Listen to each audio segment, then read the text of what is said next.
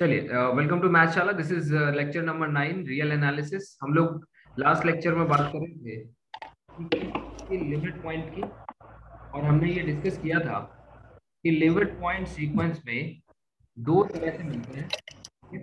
Limit point sequences में दो type के होते हैं। पहले कौन से? पहले जो होते हैं वो पॉइंट सेट टोपोलॉजी, यानी कि पॉइंट सेट टोपोलॉजी ना लिख के पहले टाइप के लिमिट पॉइंट्स को मैं क्लस्टर लिख देता हूँ, यानी क्लस्टर से आते हैं।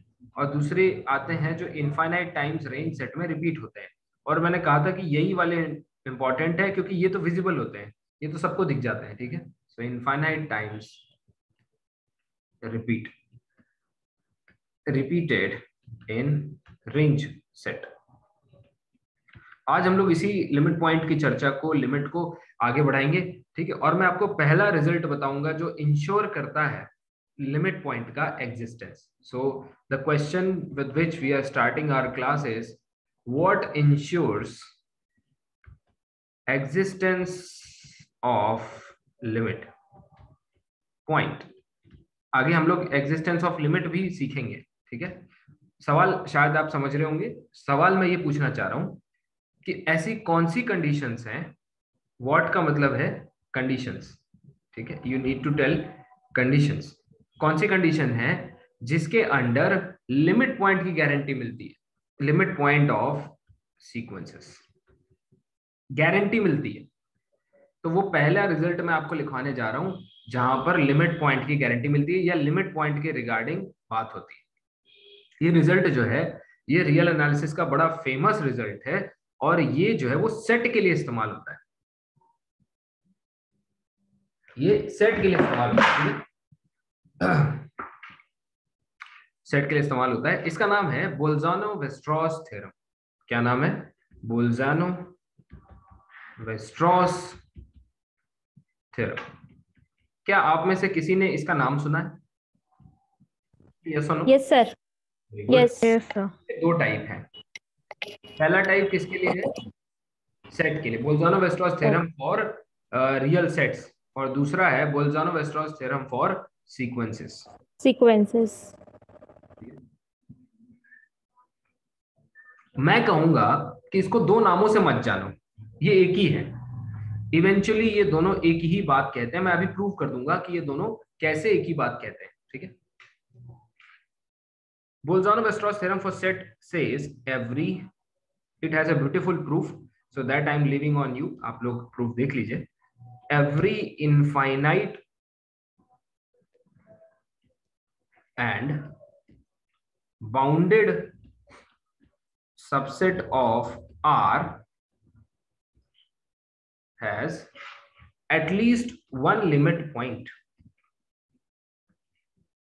देखिए ये क्या कह रहा है, वन लिमिट पॉइंट। किसके लिए बात हो रही है? फिलहाल सेट के लिए। सीक्वेंस कहीं पिक्चर में नहीं है। तो याद रखिए, हम लोग चैप्टर 1 जो हमने काउंटेबिलिटी सेट थ्योरी, चैप्टर 1 जो पढ़ा है हमने, या मैं ये कहूँ कि फर्स्ट और सेकंड अगर दो पार्ट में स्प्लिट करते हैं, उसमें जो पढ़ा है हमने उसी की बात कर रहा हूं। क्या कह रहा है? आर का रियल नंबर के ऊपर कोई इनफाइनाइट और बाउंडेड सबसेट। याद रखिए, पहली कंडीशन क्या होनी चाहिए? It has to be infinite. और सेकंड कंडीशन क्या होनी चाहिए? बाउंडेड। क्या ओपन सेट यानी ओपन इंटरवल जो इस तरह से दिखता है, ये इनफाइनाइट और बाउंडेड है? अगर नॉन ट्रिवियल कहूं तो answer is yes. Yes sir. Yes a to be infinite और बाउंडेड है? यस। तो both the things are yes true. ये दोनों ही चीजें काफी हद तक सही है ना? तो इनके लिमिट पॉइंट्स भी एग्जिस्ट करते हैं। देखिए इनमें लिमिट पॉइंट होते हैं, है ना? और एक यहाँ पे क्या कह रहा है? एटलीस्ट वन, एक लिमिट पॉइंट, यानी कि गारंटी ऑफ, यानी कि ensures existence of limit point. कोई आपसे पूछे, इसको कैसे, रिजल्ट को कैसे याद रखना है? कोई आपसे पूछे कि कौन से सेट में लिमिट पॉइंट होता ही होता है, क्यों? वो हो सकता है नेचुरल नंबर से मिलके आया हो सकता है नेचुरल नंबर से मिलके आया हो जिसके पास कोई लिमिट पॉइंट नहीं है। हो सकता है इंटीजर्स से मिलके आया हो जिनके पास कोई लिमिट पॉइंट नहीं। समझ पा रहे हैं? इस तरह के सेट्स को उसको देखने के बाद ये उसने आपसे बड़ा नेचुरल क्वेश्चन पूछा, अच्छा आप ही बता दो वो कौन से सेट हैं जिनका लिमिट पॉइंट होगा ही होगा। तो आप कहोगे सुनो, पहला चीज पहला चीज क्या होना चाहिए, इनफाइनाइट होना चाहिए, फाइनाइट नहीं होना चाहिए, ठीक, क्योंकि यहाँ पे every finite set has no limit point, ये हम लोग शुरू में ही देख चुके हैं, without cluster no limit. Second क्या होना चाहिए, बाउंडेड होना चाहिए, ठीक है, क्यों, क्योंकि इनफाइनाइट तो ये भी है, बताओ ये दोनों इनफाइनाइट नहीं, समझ रहे हो? Yes sir. इनफाइनाइट तो है, पर और क्या कमी आ रही है जिसकी वजह से ये बाउंडेड सॉरी लिमिट पॉइंट नहीं रख पा रहे हैं, क्योंकि बाउंडेड नहीं है, ये अनबाउंडेड है, नॉट बाउंडेड, इस वजह से इनके पास लिमिट पॉइंट नहीं है। इनफाइनाइट से तो ये भी है, यानी इनफाइनाइट भी होना चाहिए, साथ ही साथ बाउंडेड भी होना चाहिए। बोल्जानो-वेस्टरॉस थ्योरम बहुत यूजफुल साबित हुआ इस लिहाज से कि इसने लिमिट पॉइंट कब मिलेगा इसकी गारंटी दी। अगर कोई सेट इनफाइनाइट है एज वेल एज बाउंडेड है तो हमेशा उसके पास लिमिट पॉइंट होगा। सीक्वेंस का कॉन्सेप्ट जब हम पढ़ रहे थे इन रियल सीक्वेंसेस, जब हम सीक्वेंस का कॉन्सेप्ट पढ़ रहे थे तो हमें इस थ्योरम की याद आई। हमने कहा सीक्वेंस के पास भी एक सेट होता है, कौन सा सेट, रेंज सेट। तो क्या यहां पे इस सेट के ऊपर हम वेस्टरॉस थ्योरम, बोल्जानो-वेस्टरॉस, BWT बोल्जानो-वेस्टरॉस थ्योरम नहीं लगा सकते? यानी क्या हम ये नहीं कह सकते every infinite and bounded sequence will have at least one limit point? बताइए, आप बताइए, कह सकते हैं या नहीं?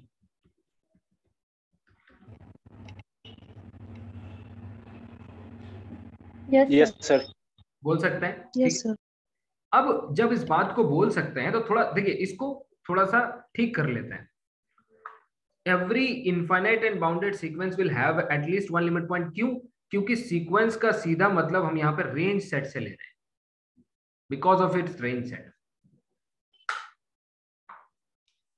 किसी ने कहा एक बात बताओ, क्या यहाँ पे इनफाइनाइट लिखना जरूरी है? क्या यहाँ पे इनफाइनाइट लिखना जरूरी है? हमने कहा क्यों, क्या कहना चाह रहे हो?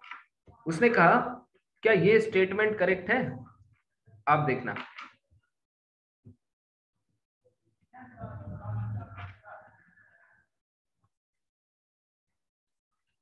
बताइए। Every sequence has infinite outputs may or may not be same। बताइए सही है या नहीं, ये स्टेटमेंट सही है? Yes sir. ये ट्रू है, और जब ये ट्रू है तो यहाँ पे ये चीज लिखना बेकार हो जाता है, व्यर्थ हो जाता है। क्यों? हर सीक्वेंस के पास इनफाइनाइट आउटपुट्स हैं भाई, वो इनफाइनाइट सबसेट है ना? सिर्फ क्या देखना है, बाउंडेडनेस। यानी कि इसको मिला के क्या हम एक रिजल्ट लिख सकते हैं? और ये जो रिजल्ट आ रहा है ये बहुत महत्वपूर्ण रिजल्ट है। कौन सा? Every bounded sequence will surely have at least one limit point। एक या एक तो होगा ही, एक से ज्यादा भी हो सकते हैं, at least one limit point। इसका मतलब क्या हुआ? इसका मतलब हुआ कि अगर कोई सीक्वेंस बाउंडेड है तो उसका कम से कम एक लिमिट पॉइंट होगा ही होगा। ब्रैकेट में लिख लीजिए मोर देन वन ऑल्सो, एक से ज्यादा भी हो सकते हैं। क्यों? क्योंकि हमने देखा है example an equals to -1 to the power n, ये बाउंडेड सीक्वेंस था जिसके दो लिमिट पॉइंट है, एक है +1 और एक है -1। बताइए देखा या नहीं? Yes sir. Yes sir. लेकिन क्या इस बात से ये रिजल्ट गलत हो जाएगा? नहीं, ये रिजल्ट अभी भी ठीक है। क्यों? क्योंकि रिजल्ट तो ये कह रहा है कि एक तो कम से कम मिलेगा, यानी कि ये रिजल्ट कब गलत होगा, जब कोई ऐसा बाउंडेड सीक्वेंस प्रोड्यूस कर दो, है ना, bounded sequence with no limit point, तब ये रिजल्ट गलत हो जाएगा। बताओ यस और नो। क्या ऐसा हो सकता है? नहीं हो सकता, ये साफ साफ मना है। क्यों? फिर बोल्जानो वेस्ट्रोस गलत हो जाएगा भाई, ये जो थ्योरम है यही गलत हो जाएगी, है ना। क्यों? Yes sir. बाउंडेड सीक्वेंस के पास लिमिट पॉइंट ही नहीं रहा, तो इसका मतलब infinite bounded subset of R. Subset of R क्यों कह रहा हूं? क्योंकि बाउंडेड सीक्वेंस यहाँ पे किसकी बात हो रही है? रियल सीक्वेंस की।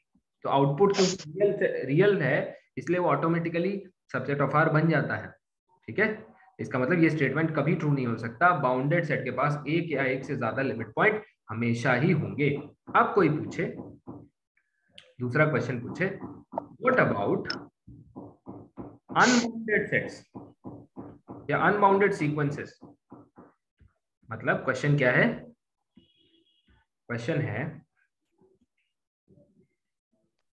Unbounded sequences will never have limit point. भाई वो क्या कह रहा है? बाउंडेड सेट के पास कम से कम एक लिमिट पॉइंट होगा। तो क्या इससे हम ये कंक्लूड कर सकते हैं कि unbounded sequence will never have any limit point? देखिएगा, ठीक है, ये स्टेटमेंट है। थोड़ा सा सहारा आपको या थोड़ा सा सपोर्ट आपको मिलता है जब आप देखते हैं n, जब आप देखते हैं -n, जब आप देखते हैं लेट अस से 1 + n स्क्वायर, ये सारे सीक्वेंसेस ही तो हैं, ठीक है, एंड सो ऑन।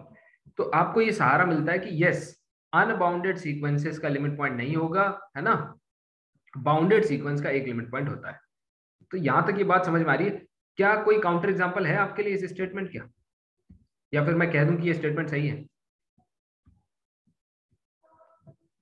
सर एक एग्जांपल जो हम लोग पहले देखे थे, हाँ हाँ अनबाउंडेड ना हो तो जिसमें 1 था, n था और 1 था जो आउटपुट आ रहा था, वो हाँ हाँ हाँ n is equal to 1 if n is equal to multiple of some exactly integers, और दूसरा था यस हमारा yes yes, that's what I wanted, है ना। आपको सोचना चाहिए 1 n = 4k और n अदरवाइज। ये एक ऐसा सीक्वेंस था।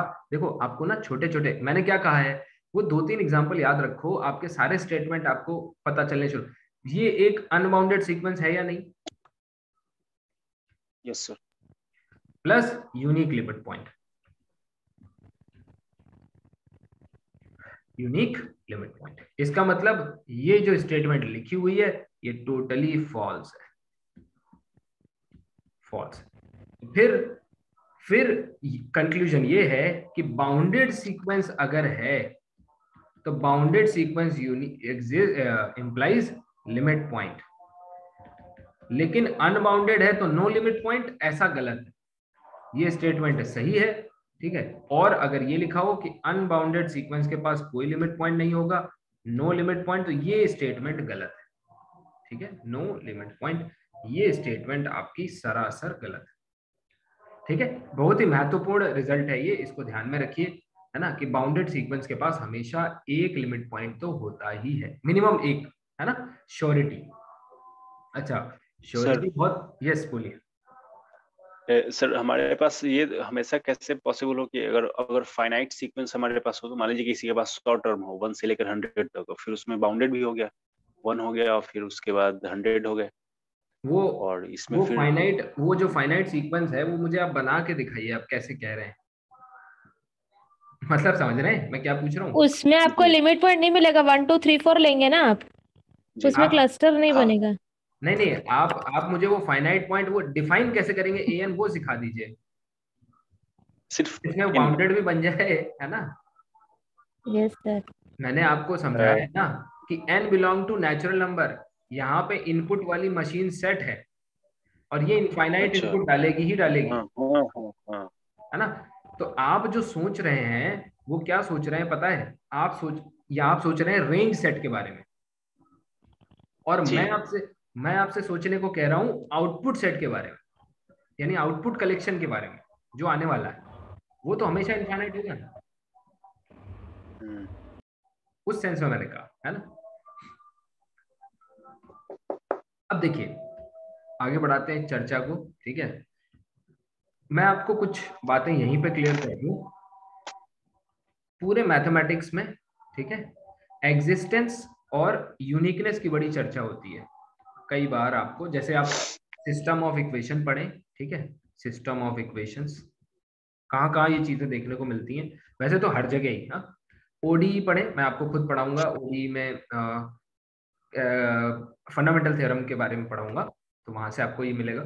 दूसरा, ओडीई के बाद आप न्यूमेरिकल एनालिसिस पढ़ें, न्यूमेरिकल एनालिसिस पढ़ें, यहाँ पे भी etcetera, so many fields are there.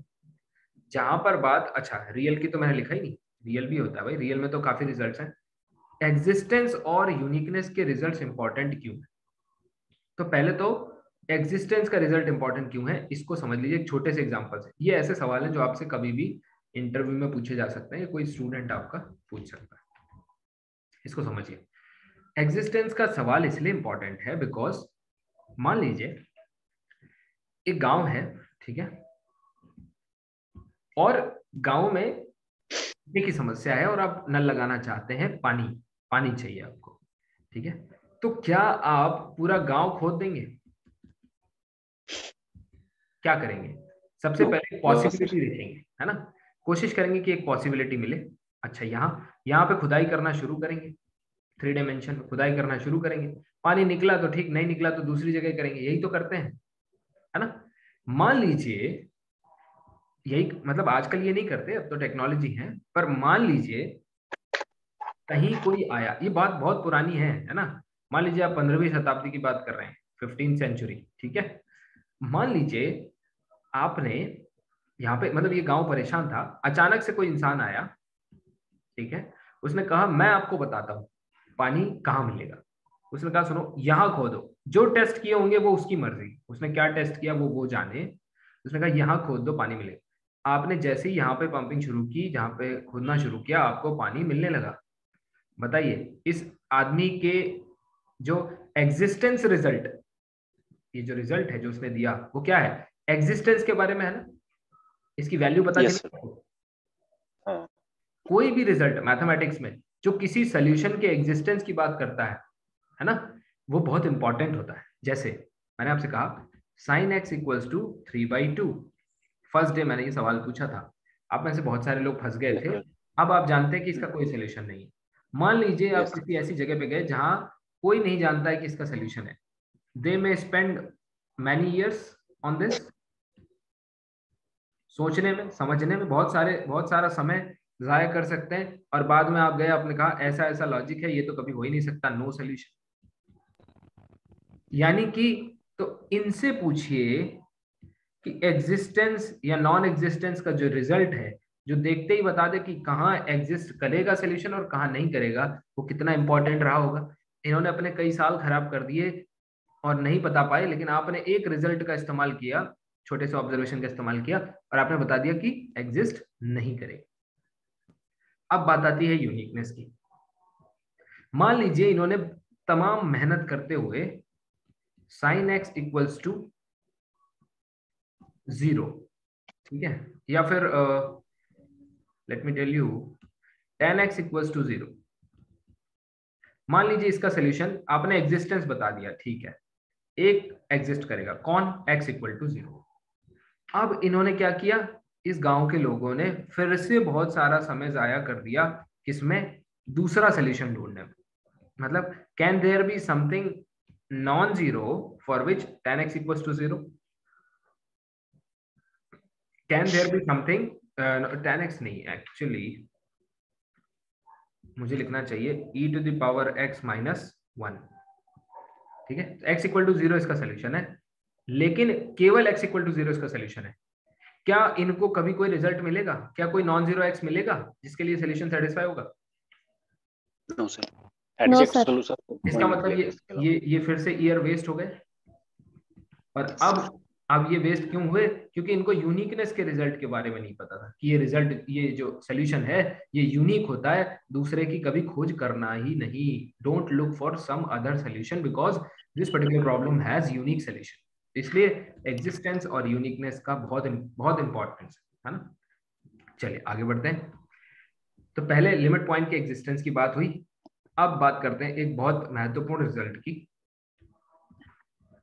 अच्छा, दोनों देखते जाना, कहां से हमको लिमिट पॉइंट मिल रहा है और कहां से कन्वर्जेंस। कन्वर्जेंस का अर्थ है लिमिट से कहां से हमको कन्वर्जेंस की गारंटी मिल रही है और कहां से हमको लिमिट पॉइंट की गारंटी मिल रही है। ठीक है, और याद रखना लिमिट पॉइंट से कन्वर्जेंस की गारंटी नहीं मिलती है। बताओ मिलती है क्या?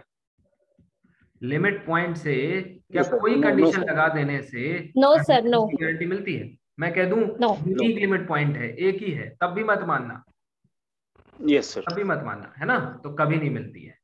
ठीक है, हाँ अगर कोई लिमिट पॉइंट नहीं है, जीरो है, तो नॉट कन्वर्जेंस की गारंटी जरूर मिलती है कि जब कोई क्लस्टर ही नहीं है तो लिमिट बनने का चांस ही नहीं। समझ रहे हैं? चांस ही नहीं।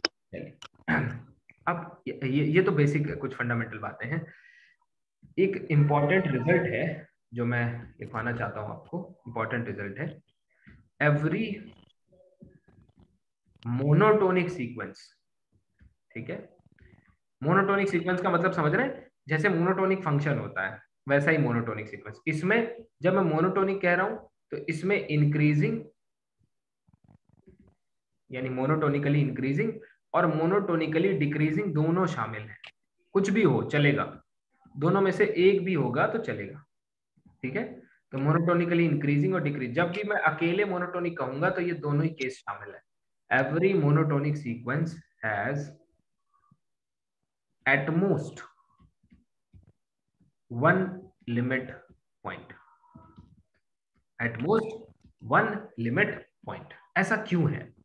क्यों एक मोनोटोनिक सीक्वेंस जो है, यानी मोनोटोनिक सीक्वेंस का मतलब क्या है? या तो ये बढ़ता हुआ जा रहा है या तो घटता हुआ जा रहा है, यही तो मतलब है इसका। केवल केवल और केवल अगर हो सकता है। एटमोस्ट का मतलब क्या होता है?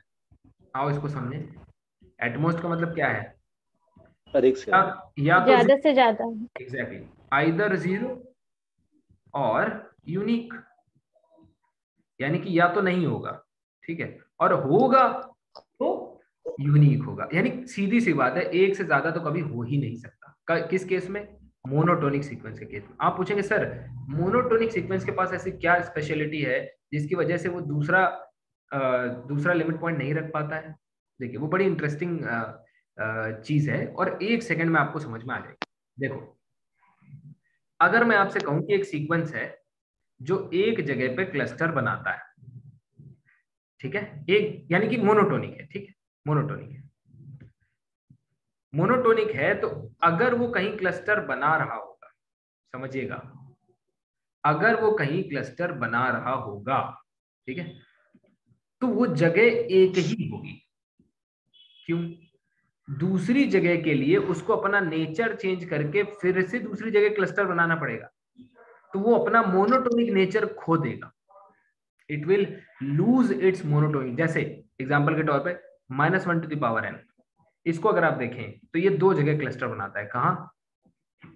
ध्यान से देखना, यही एग्जांपल आपको समझा देगा कहाँ कहाँ बनाता है भाई। -1 and 1, -1 + 1। +1 कैसे बनाता है? एक बार जाता है -1 पे, फिर घूम के आता है +1 पे, फिर एक बार जाता है यहाँ, फिर घूम के आता है यहाँ, और ऐसे ऐसे करके ऐसे ऐसे ऐसे ये यहाँ पे क्लस्टर्स बन जाते हैं। पर मुझे एक बात बताइए, आपको नहीं लगता कि यहाँ से यहाँ आने में, चलो यहाँ क्लस्टर बन गया अच्छी बात, लेकिन यहाँ क्लस्टर बनाने के चक्कर में इसका मोनोटोनिक नेचर खो गया? यस सर, या तो फिर से बढ़ा फिर से घटा, चेंज हो गया। फिर से बढ़ा फिर से घटा फिर से बढ़ा फिर से, यानी कि अगर उसको दूसरी जगह क्लस्टर बनाना है तो उसको अपना मोनोटोनिक नेचर खोना पड़ेगा। यही कारण है कि या तो वो कहीं क्लस्टर बनाता ही नहीं है। उदाहरण के तौर पे an = n, सिंपल सा उदाहरण देखो, याद रखना, जब आप लर्निंग पीरियड में हो छोटे छोटे एग्जाम्पल से काम चलाओ, ठीक है। n ये कैसा सीक्वेंस है? मोनोटोनिकली इंक्रीजिंग, ठीक है, मोनोटोनिकली इंक्रीजिंग, यानी कि इसके जो आउटपुट्स हैं, अच्छा कुछ बच्चे जैम के भी हैं, ठीक है, जो आउटपुट है बेटा, जैसे 1 2 3 4, अगर आउटपुट सिर्फ बढ़ता हुआ दिखे, यानी कि अपना नेचर चेंज ना करे, बढ़ रहा है, तो ये कैसा कहलाता है? मोनोटोनिकली इंक्रीजिंग कहलाता है। अगर वहीं आप एक दूसरा सीक्वेंस देखें bn, इसमें भी दो कैटेगरी हैं, लेकिन अभी मैं आपको कंफ्यूज नहीं करना चाह रहा, वही स्ट्रिक्ट वाली, लेकिन उस पर अभी कंफ्यूज मत होइए। bn जो है, मान लीजिए -n ले लिया, तो -n अब आप समझ जाएंगे, ये है -4 -3 -2 -1। ये कैसा सीक्वेंस है? ये मोनोटोनिकली डिक्रीजिंग सीक्वेंस है। बताइए है कि नहीं है भाई? -1 -2 इस तरह से जा रहा है ना, ये ऐसे। यस तो सर। ये मोनोटोनिकली डिक्रीजिंग सीक्वेंस है, कम हो रहा है। डिक्रीज मतलब कम हो रहा है ना, डिक्रीजिंग, ये ठीक। ये सिंबल ऐसे याद रखना, स्टैंडर्ड मैथमेटिक्स में इसको कहा जाता है मोनोटोनिकली इंक्रीजिंग और इसको कहा जाता है डिक्रीजिंग, ठीक। तो अब बताओ, ये बात समझ में आई? अब इस एग्जांपल ने आपको समझाया कि देखो ये मोनोटोनिक सीक्वेंस है, ये कहीं क्लस्टर बना ही नहीं रहा है, तो ठीक है, ये बात अभी भी, ये रिजल्ट अभी भी ट्रू है। उसने कहा या तो 0, कोई लिमिट पॉइंट नहीं है, ठीक, या फिर एक अगला एग्जांपल, वही छोटा सा, मैं आपको कोई बड़े एग्जांपल नहीं दूंगा, an = 1/n। बताओ ये मोनोटोनिक सीक्वेंस है? आओ इसको देखें, ये 0 यस सर। 1 1/2 1/3। आपको नहीं लग रहा कि नेचर चेंज नहीं हो रहा है, कम होते जा रहा है पॉइंट हमेशा?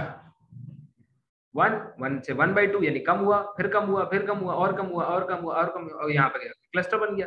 इसका मतलब मोनोटोनिकली डिक्रीजिंग सीक्वेंस है, मोनोटोनिकली डिक्रीजिंग सीक्वेंस है, डिक्रीजिंग सीक्वेंस है, having unique limit point, unique limit point. अभी भी पुराना रिजल्ट ट्रू है, ठीक है। क्यों? क्योंकि वो तो आपको कह ही रहा है कि या तो एक होगा या फिर एक भी नहीं होगा, एक से ज्यादा नहीं होगा। तो रिजल्ट कब फॉल्स होगा? एक स्टेटमेंट लिख रहा हूं, a monotonic sequence, a monotonic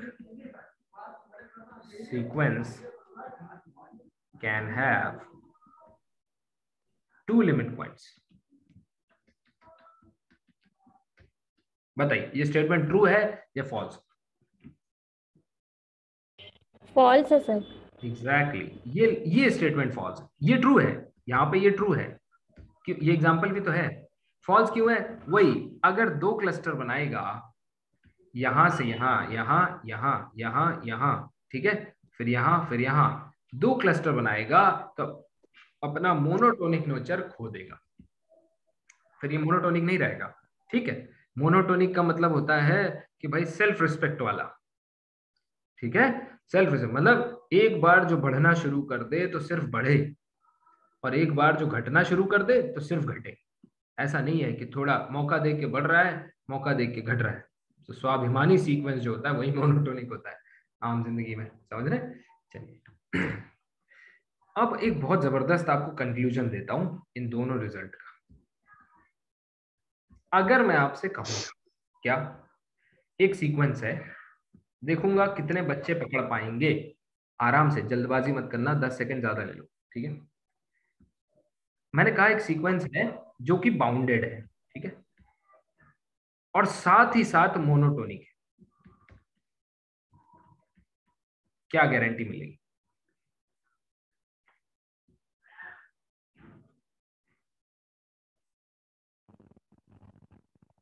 sir वही लिमिट हो जाएगा। सर कन्वर्जेंस होगा सर, कन्वर्जेंट कन्वर्जेंट होगा। करेगा आराम सर, से, कन्वर्ज करेगा सर। एग्जैक्टली, सर आराम क्योंकि से। बाउंडेड है और सीक्वेंस विल मोनोटोनिक बी है सर, कन्वर्जेंट। कन्वर्जेंट होगा। रिजल्ट 1 और रिजल्ट 2 को ऐड कर लीजिए, यहां से क्या गारंटी मिलती है? एक एक चीज सीख लेते हैं, यहां से क्या गारंटी मिलती है?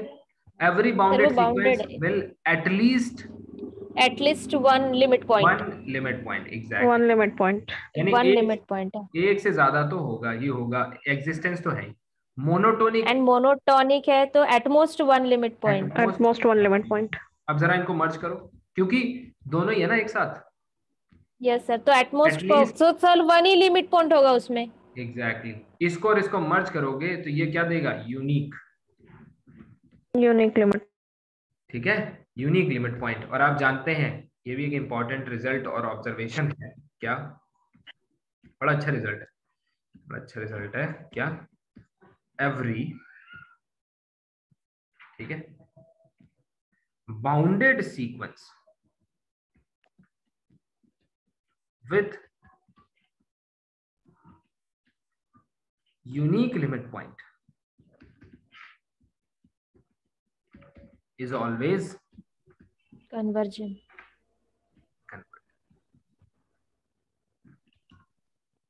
is always convergent. देखो वो जो सीक्वेंस आपने बनाया था ना an1 when n equals to 4k and n otherwise, तो उसमें यूनिक लिमिट पॉइंट तो था लेकिन बाउंडेडनेस मिसिंग थी। तो अगर आपको, ठीक है, देखिए अगर आपको यूनिक लिमिट मिल जाए, सॉरी यूनिक लिमिट पॉइंट मिल जाए, यूनिक लिमिट पॉइंट और साथ में बाउंडेडनेस मिल जाए, तो हमेशा ये कन्वर्जेंस की गारंटी होता है कि फिर फंक्शन, फिर जो सीक्वेंस है वो कभी नॉन कन्वर्जेंट हो ही नहीं सकता। यूनिक लिमिट पॉइंट हो और फंक्शन बाउंडेड हो, तो ये जो लिमिट पॉइंट होता है ना, यही इसकी लिमिट बन जाता है। किसी ने, आप में से किसी ने कहा भी था, तब मैंने इग्नोर किया जानबूझ के, क्योंकि मुझे यहां तक पहुंचना है, वही इसकी लिमिट भी बन जाता है। तो अब आप देखो, अगर मैं कहूं, आपसे पूछूं कि एक बाउंडेड सीक्वेंस को, ठीक, अच्छा इसका कंक्लूजन देख लो, इसका स्टेटमेंट वाइज क्या लिखोगे? Every monotonic and bounded sequence is convergent, is convergent. देखो घर पे जाके बार बार इस पे अमल करना है, बैठ के जाके बार बार चिंतन करना है, ठीक है, बार बार इसके बारे में सोचना है। अब अभी क्लियर कर दूंगा। चलिए कुछ क्विज है ना, ये क्विज है, देखते हैं। आप बिल्कुल आराम से धैर्य से सोचो, ठीक है। एक सवाल पूछता हूं आपसे, अगर सीक्वेंस बाउंडेड है, ठीक है, ऊपर लिख देता हूं सीक्वेंस, यानी अब जो चर्चा होगी वो सीक्वेंस के बारे में ही होगी, ठीक है। अगर सीक्वेंस बाउंडेड है तो उसके साथ क्या मिला दें कि कन्वर्जेंस हो जाए? पहला, मोनोटोनिक। आराम से मोनोटोनिक। आराम से, ठीक है।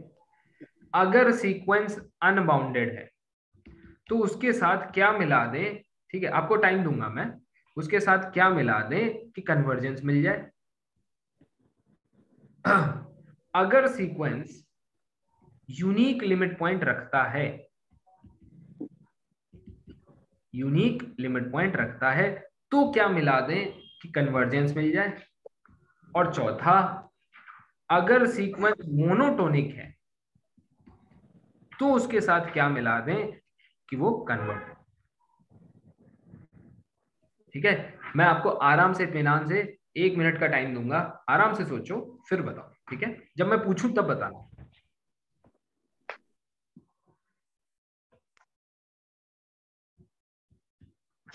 ठीक है।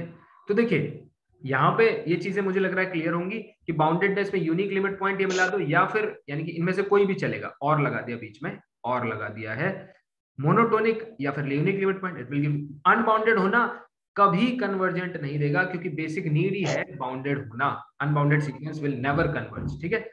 यूनिक लिमिट पॉइंट में केवल बाउंडेडनेस मिला दो, कन्वर्जेंट हो जाएगा, ठीक है।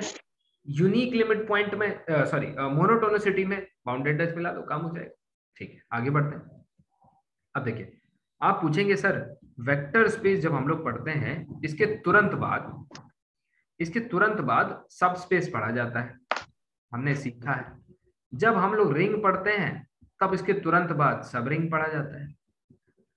लेकिन आपने थोड़ा सा चेंज किया है, क्या? आपने सीक्वेंस पढ़ाने के बाद लिमिट पॉइंट पे चर्चा करना शुरू कर दी। चलो सीक्वेंस में लिमिट की चर्चा की, समझ में आता है, क्योंकि आप ये बताना चाहते थे कि सीक्वेंस को कन्वर्जेंट कब कहा जाता है, ठीक है। लेकिन लिमिट पॉइंट की चर्चा करना क्या जरूरी था? और फिर आप अब चर्चा करना चाहते हैं, now you wish to discuss subsequences, the notion of subsequences. ये क्रोनोलॉजी समझ में नहीं आई कि सीक्वेंस के बाद आप उसकी लिमिट की चर्चा कर रहे हैं, उसको लिमिट को डिस्कस कर रहे हैं, डिफाइन कर रहे हैं, वेल एंड गुड, हमें समझ में आता है कि आप, क्योंकि ये इसका कैरेक्टरिस्टिक है, ये इसकी प्रॉपर्टी, ठीक, ये इससे एसोसिएटेड है। फिर आपने सब सीक्वेंस पे जाने की बजाय पहले लिमिट पे जाना जरूरी समझा, उसके बाद आप सब सीक्वेंस पे आ रहे हैं। कोई रीजन है या फिर आप ये टॉपिक भूल गए थे? ठीक है, सो मैं आपसे कहूंगा कि this has been done deliberately. ठीक है, 5-7 मिनट बिल्कुल शांति से सुनिएगा, ये बहुत इंपॉर्टेंट कनेक्शन है। अगर आपको ये समझ में आ गया देन यू आर थ्रू, और बहुत सारी चीजें आपकी क्लियर हो जाएंगी। ठीक है, तो देखिए क्यों मैंने सीक्वेंस के बाद पहले लिमिट पॉइंट पढ़ाया, उसके बाद सब सीक्वेंस बताने जा रहा हूं, क्योंकि सब सीक्वेंस का एक बहुत जबरदस्त रिलेशन है किससे? लिमिट पॉइंट से।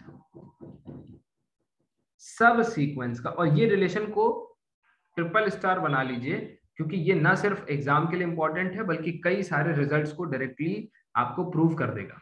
ठीक है, तो ये यस, बोथ साइड ट्रू। सब सीक्वेंसेस का रिलेशन लिमिट पॉइंट से है, लिमिट पॉइंट ऑफ सीक्वेंस, हाँ, लिमिट पॉइंट ऑफ सीक्वेंसेस, और लिमिट पॉइंट ऑफ सीक्वेंसेस का रिलेशन है सब sequence. So before presenting this relation, let me talk about what do we understand, what do we mean by a subsequence। देखिए, ठीक है, कल इसकी चर्चा और डिटेल में करेंगे, पर अभी थोड़ा सा आपको बता देता हूँ। सीक्वेंस जब हम लोग फ्रेम करते हैं, ठीक है, तो किस चीज का सहारा लेते हैं? एक रूल का। आप कहेंगे सर रूल मतलब मैं समझा नहीं। आप फंक्शन बनाते हैं ना, क्या कहते हैं? सीक्वेंस जो है हमारा एक फंक्शन है जिसका डोमेन फिक्स्ड है, नेचुरल नंबर, और को डोमेन है आर। ये सी भी हो सकता है अगर आप कॉम्प्लेक्स सीक्वेंसेस की बात कर रहे हैं। तो अगर हमारा सीक्वेंस अगर हमारा सीक्वेंस एक फंक्शन है, इसका मतलब एक रूल एसोसिएटेड है सीक्वेंस, है ना? तो जब आप, ये कलेक्शन है आपका सीक्वेंस का, मैंने आपको बताया था सब स्ट्रक्चर कैसे बनाते हैं। आई थिंक डे 1 मैंने आपको सिखाया था सब स्ट्रक्चर कैसे। Yes sir. था। किसी को याद हो तो अच्छी बात है, नहीं तो वीडियो देखिएगा एक बार। सब स्ट्रक्चर का मतलब क्या था? वेक्टर स्पेस से सब स्पेस कैसे बनाते हैं, रिंग से सब रिंग कैसे बनाते हैं, एंड सो ऑन। तो देखिए, सबसे पहले आप क्या करते हैं, इस बॉक्स में, इस डब्बे में मेन स्ट्रक्चर भरा होता है, यानी कि मेन स्ट्रक्चर मतलब ओरिजिनल वन, वेक्टर स्पेस या रिंग या फिर सीक्वेंस। फिर जब उसका सब स्ट्रक्चर बनाते हैं, यानी कि सब स्पेस, सब रिंग या फिर सब सीक्वेंस, तो क्या करते हो? सबसे पहले इन्हीं में से हम कुछ ऑब्जेक्ट्स को चुनते हैं, तो इसका एक सब कलेक्शन बनाया जाता है, इसका एक सब कलेक्शन बनाया जाता है। ठीक है, सब कलेक्शन बना दिया। क्या दुनिया में रैंडमली, मतलब ये तो बाउल है ना, इसमें आपने हाथ मारा, हाथ डाला अंदर और कुछ ऑब्जेक्ट निकाल लिए, है ना, बिना सोचे समझे आपने रैंडमली कहीं भी हाथ डाला और इसमें से कुछ ऑब्जेक्ट निकाल के यहां रख दिए। हमेशा दुनिया में इसको सब कलेक्शन कहा जाएगा। ठीक है, लेकिन सब स्पेस या सब रिंग या सब सीक्वेंस कहने के लिए इस सब कलेक्शन में कुछ ऐड किया जाता है, यानी कि रैंडमली चूजन ऑब्जेक्ट्स को सिर्फ सब कलेक्शन तो कहा जा सकता है, लेकिन सब सीक्वेंस नहीं कहा जा सकता, या सब स्पेस नहीं कहा जा, सब रिंग नहीं कहा जा सकता। क्यों? आपने इस सब कलेक्शन को इकट्ठा करते समय किसी रूल का सहारा नहीं लिया है, समझिएगा। ठीक है, यानी कि आप जब यहाँ पे इस बॉक्स के अंदर हाथ डालें और ऑब्जेक्ट्स को बाहर निकालने की कोशिश कर रहे हो, तो ऑब्वियसली जो सब कलेक्शन होता है वो इसी में से आता है, ऑब्जेक्ट्स आपको इसी में चूज करने होते हैं, लेकिन एक रूल के सहारे, एक रूल फॉलो करना होता है। आइए समझते हैं कैसे। मान लीजिए ये सीक्वेंस है A1, A2, A3, A4, A5, A6 and so on. ठीक है, मान लीजिए मैंने आपसे कहा सुनो इसमें से एक सब कलेक्शन बनाओ। आप क्या करोगे? इनमें से ऐसे इस बॉक्स में हाथ डाला और रैंडमली कुछ ऑब्जेक्ट्स को चुना, जैसे A1, A3, लेट अस से A4, A6, A7 and so on. आपने कहा सर सब सीक्वेंस बना दिया, ये रहा आपका सीक्वेंस, इन्हीं में से मैंने उठाया है, ये है मेरा सब सीक्वेंस। मैंने कहा सुनो ये गलती है। क्यों? दिस इज ओनली सब कलेक्शन, ये सब सीक्वेंस नहीं है। अभी इसको सब सीक्वेंस बनने में एक रूल की आवश्यकता है। क्यों? क्योंकि जब आपने ऑब्जेक्ट उठाए तो आपने पहला ऑब्जेक्ट उठाया, पहला, तीसरा, चौथा, छठा, 7। Can you smell any rule here? No is there sir, any rule present here? No. कोई तरीका, कोई पैटर्न नहीं है, कोई पैटर्न नहीं जिसने आपसे आप जिस तरह से आपने चूज किया है। Can you tell me the next term? नहीं। क्यों? क्योंकि आपने किसी पैटर्न का सहारा नहीं लिया चूज करते हुए। अब मैं एक और चॉइस देता हूं आपको, A1, A2, A3, A4, A5, A6 and so on. ठीक है, ये मेन सीक्वेंस है। आपने इसमें से एक सब कलेक्शन उठाया, A2, A4, A6, A8 and etcetera. आपने कहा सर ये है सब कलेक्शन, क्या अब आप इसको सब सीक्वेंस बोलोगे? मैंने बोला बिल्कुल। Yes, sir. Yes, sir. Now I will call it a subsequence. क्यों? There is some rule. 2, 4, कौन से इंडेक्स आपने उठाए? Second one, fourth one, sixth one, eighth one and so on. इसका मतलब an में से आपने A2n नाम का सब सीक्वेंस बनाया है। 2n. बताइए, समझ में आया? A1, A2, A3 and so on. ठीक है, A4, so ये आपका सीक्वेंस है। इसमें से A1, A3, A5, A7, A9 and so on, ये एक सब कलेक्शन बनाया है। Can you call it this सब कलेक्शन एज अ सब सीक्वेंस?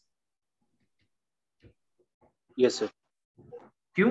Yes. 1 2 3, चूंकि 1 3 5 7. एक रूल है यहाँ। Sir, odd numbers. Odd Odd numbers number, कितने हैं? Odd places Odd numbers.